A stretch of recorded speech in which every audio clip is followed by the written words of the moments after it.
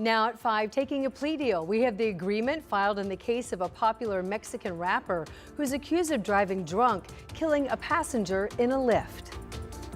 And we're looking at rain chances ramping up for tonight and into tomorrow. We'll let you know what to expect and the nice pattern that emerges afterwards. As a mother of a young black male, you pray that this never happens. Searching for answers in her son's murder. What she says is holding back police from solving the case. Thanks for joining us tonight at 5. We start with a Mexican rapper who's accused of running red lights and speeding through downtown Indianapolis before then being involved in a fatal crash with a rideshare vehicle. This person now faces years in prison under a plea deal. Rich Nye breaks down the plea agreement and talked to the mother of the victim. 26-year-old Brian Camacho Calleja has signed a plea agreement where he will admit to driving drunk and causing the crash that killed 31-year-old Aaron Radford.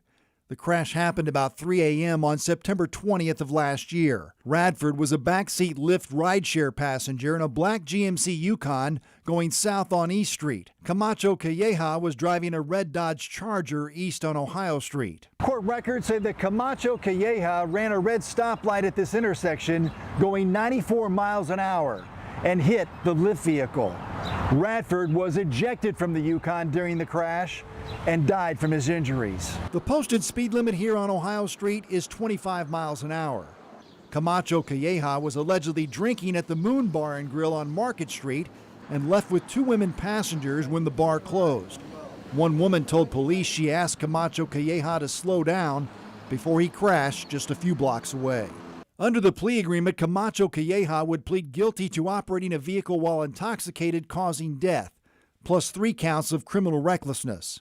The sentence is open to the judge, but is capped at no more than 8 years executed in prison. Camacho Calleja's driving privileges would be suspended for 12 years, although he has never had a driver's license. 3 other charges would be dismissed. Court records say his blood alcohol content tested at .108. That's above the legal limit. Camacho Calleja is a Mexican rapper known as El Moreno Mexicana. He is in the United States illegally and could face deportation. In Indianapolis, Rich Knight, 13 News. And for now, a trial date is still on the court calendar for June 8th, but that's likely to be rescheduled for a change of plea hearing and sentencing in the next few weeks. Tonight, we're learning the name of a 16-year-old boy killed in a shooting on Indy's northwest side. The Marion County coroner says Jamal Williams died in the shooting that was on Wren Lane near West 46 and Moeller Road on Sunday night. Police have yet to share any other details about a potential suspect or motive in the case. Rob? Well, we've been looking at rain chances trying to ramp up, and trying is the key word here because there's a lot of moisture that's moving in. But when you look at the radar over the last several hours or so, a lot of this hasn't been able to make it farther to the north. There have been some very light showers, especially south of Indianapolis, but outside of that, it's been very difficult to get rain in the city currently. And we think that that will likely be the case through the next several hours. Temperatures are into the mid to upper 70s, depending on where you are. There's a 78 showing up on the map, UIndy as well as Meridian Hills. Temperatures going to ease their way back through the 70s over the next several hours.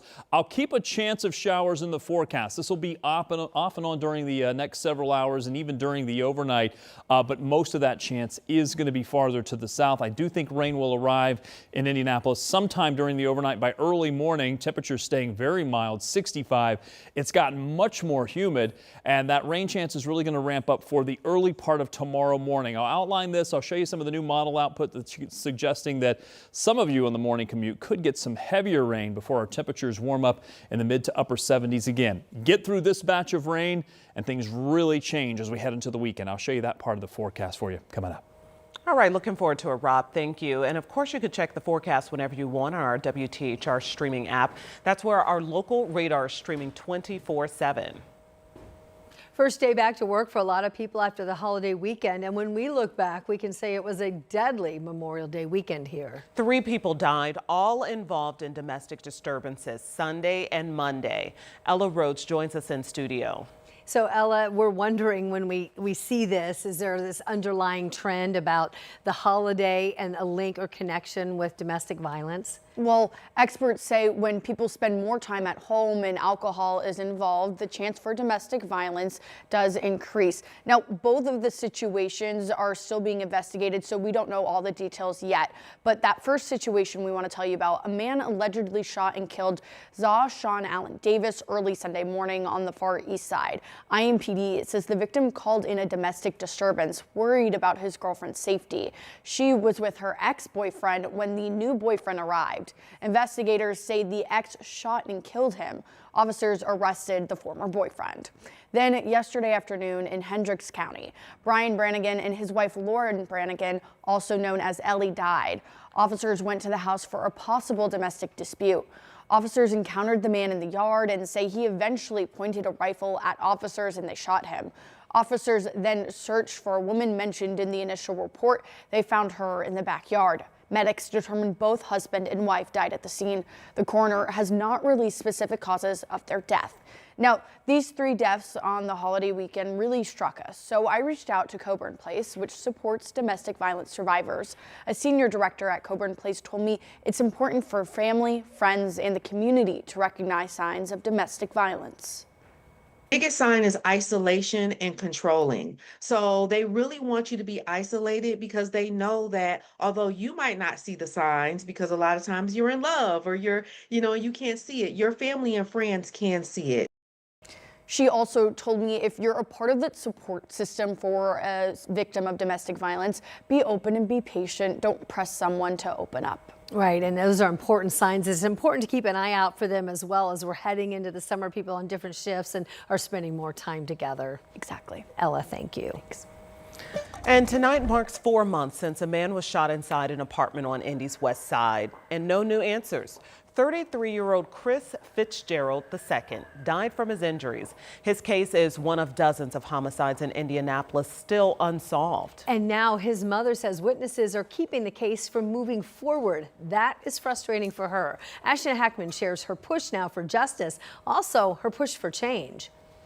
Christopher Fitzgerald II was shot inside an apartment near West 38th Street and I-465 back on January 27th. He died a short time later. My son was loving, he was fun. Chris's mother, Sharita Williams, was home in Florida when she got the text. To see that text message, instantly I started screaming, I was throwing things. I could have ran here. I literally could have ran here all the way here. Williams flew to Indianapolis and worked with detectives, but tells me witnesses aren't coming forward to police and stalling the case. We know everyone that was there. We know who shot Chris.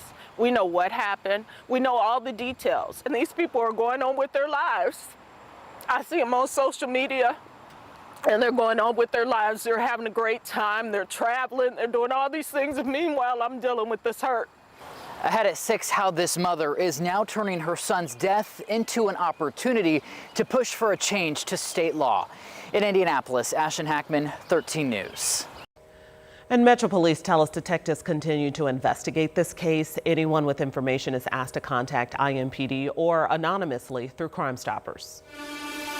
Remember the Ball State University employee who was fired for making a Facebook post about the assassination of Charlie Kirk? Well, the ACLU sued, and we just learned she's now getting a $250,000 settlement. This was essentially a First Amendment lawsuit on behalf of former University Director of Health Promotion and Advocacy, Suzanne Swears. When Ball State fired her, a spokesperson cited a federal ruling that allows schools to discipline employees when their speech disrupts operations or undermines public trust. But the lawsuit claimed firing her violated her right to free speech. The ACLU said her Facebook settings are private, and somebody took a screenshot of the post, highlighted portions of it, and created an image of the post along with her employee listing in the Ball State online directory. The ACLU said in a statement, Suzanne was speaking as a private citizen on a matter of public concern when Ball State fired her over a private social media post.